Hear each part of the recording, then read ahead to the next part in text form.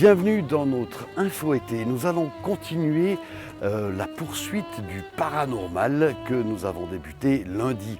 Et aujourd'hui, nous sommes dans un cimetière, le cimetière du Fuet, et nous aurons pour interlocuteur un professeur émérite de l'université de Neuchâtel qui s'est beaucoup intéressé aux fantômes dans la littérature du 19e siècle. Mais avant cela, je vous laisse découvrir l'info du jour où il n'y aura, je suppose, pas de fantômes.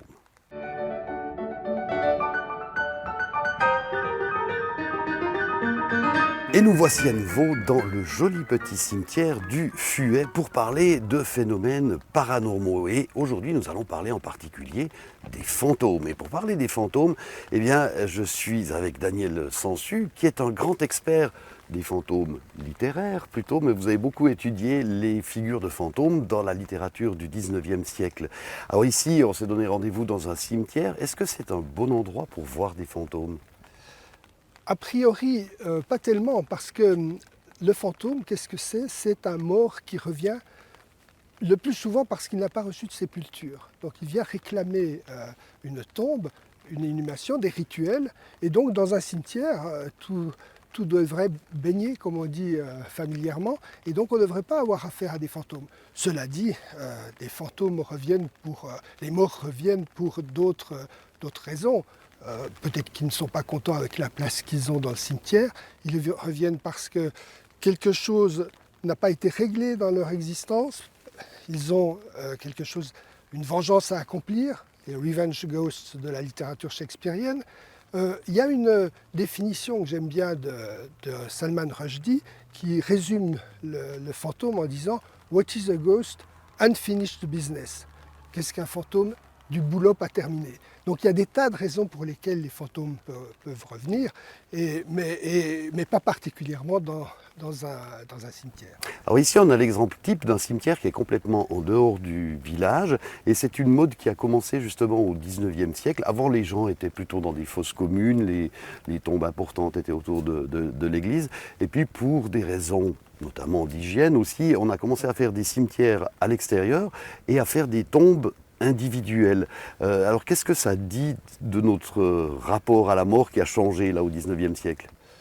Oui, alors auparavant, avant le 19e siècle, on ne peut pas vraiment parler de fosses communes, on peut parler d'endroits sacralisés, d'endroits, de lieux où on pouvait enterrer les morts parce qu'ils étaient sanctifiés par la présence de reliques, par exemple, on appelait ça des lieux apud sanctos, c'est-à-dire près de saints. Et il y avait une chapelle ou quelque chose à proximité. Et en fait, le souci n'était pas qu'on reconnaisse la tombe de tel ou tel défunt. Le but, c'était d'être enterré dans une communauté chrétienne. Donc, il n'y avait pas de spécification. Alors, au 19e, on a effectivement un changement qui est lié, comme certains historiens l'ont montré, à un nouveau rapport à la mort. Un rapport de peur de la mort, parce que se développe, comme Philippe Ariès l'a montré, une certaine intolérance à ce qu'il appelle la mort de l'autre.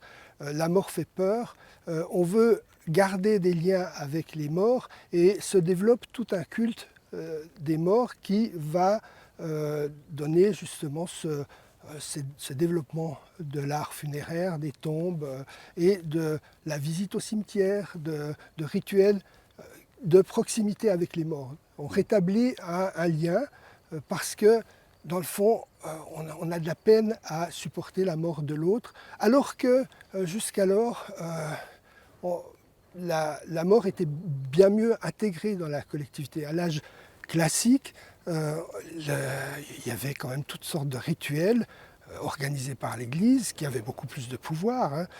Et en fait, le mort continuait à vivre dans la communauté pendant un certain temps. Il y avait les veillées funéraires, il y avait un congé donné par l'ensemble de la communauté qui faisait que la mort était moins effrayante. Et puis au 19e siècle, il y a peut-être aussi une approche un peu plus scientifique. Il y a des nouvelles techniques comme le morse, la photographie. Il y a tout un courant de spiritisme qui se développe. Et à l'époque, c'était une chose tout à fait courante de se réunir entre amis et d'essayer de faire tourner les tables ou de faire parler les morts. Donc une approche peut-être moins religieuse. Est-ce que ça veut dire que les gens avaient plus peur en fait de ces fameux revenants? Alors vous avez tout à fait raison de rapprocher le spiritisme de la communication en général. Le 19e siècle est le siècle qui invente toutes sortes de techniques de communication, à commencer par les chemins de fer, la vapeur, le télégraphe, le téléphone. Et le spiritisme, c'est un aspect de cette communication qui devient omniprésente. Et alors, c'est quelque chose qui vient des États-Unis, hein, comme beaucoup de choses de la modernité. Deux petites jeunes filles dans un État près de New York sont rentrées en contact avec un esprit, ce qu'on appellerait un poltergeist, c'est-à-dire un esprit frappeur. Elles lui ont posé des questions, il a répondu. Et ce type de communication s'est développé aux États-Unis. Il y a eu tout de suite des grandes associations de spirites, des congrès. Ensuite, les Américains sont venus dans toute l'Europe faire de véritables missions spirites, et le spiritisme s'est répandu dans toute l'Europe. Et alors, vous parliez de faire les tables, c'est effectivement l'expression qu'on utilisait à l'époque.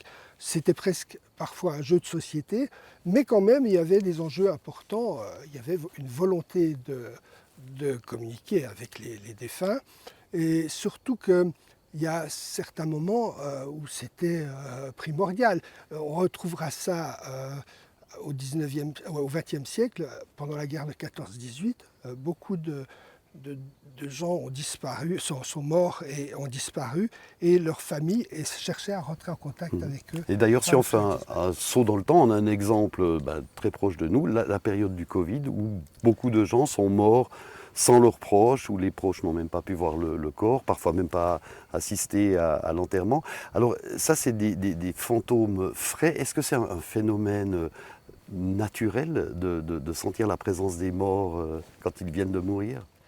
Je crois que vous parlez du Covid, je crois que ça a été des circonstances qui ont certainement favorisé l'émergence de nouveaux fantômes. Parce que le problème avec le Covid, c'est que beaucoup de familles n'ont pas pu accompagner leurs morts, n'ont même pas pu voir la dépouille de leurs morts avant qu'ils soient enterrés ou incinérés. Et donc cette frustration crée un chagrin et surtout ne permet pas de faire son deuil. Et on sait que quelqu'un qui n'arrive pas à faire son deuil va avoir ce que les psychiatres appellent des hallucinations de chagrin. Hallucination du chagrin, c'est l'expression. Et pendant un certain temps, auront tendance à voir des êtres disparus. Alors Daniel Sansu, notre temps sur Terre est très court, on le sait, notre temps dans l'émission est encore plus court, on pourrait parler très longtemps de fantômes avec vous. Juste une dernière question et une réponse très rapide, est-ce que vous y croyez aux fantômes? Pour moi, les fantômes sont d'abord un objet d'étude. Et je n'ai pas vraiment de religion sur les fantômes, je n'ai pas vraiment d'opinion précise. Je raconte dans ce livre, Journal d'un amateur de fantômes, une expérience qui m'est arrivée, une expérience troublante, qui a à voir pour moi avec le surnaturel, l'au-delà, un fantôme, mais qui peut aussi être une hallucination. Et donc je n'ai pas résolu la question, mais il m'est arrivé une fois une expérience de contact avec un fantôme ou un revenant. Avec l'au-delà. Ouais. Voilà, avec l'au-delà. Daniel Sansu, merci beaucoup pour cet entretien. Et puis on va continuer à explorer justement le monde de l'au-delà, parce que demain nous allons essayer d'entrer en contact avec les morts via des médiums. Ça, c'est à découvrir demain. Au revoir.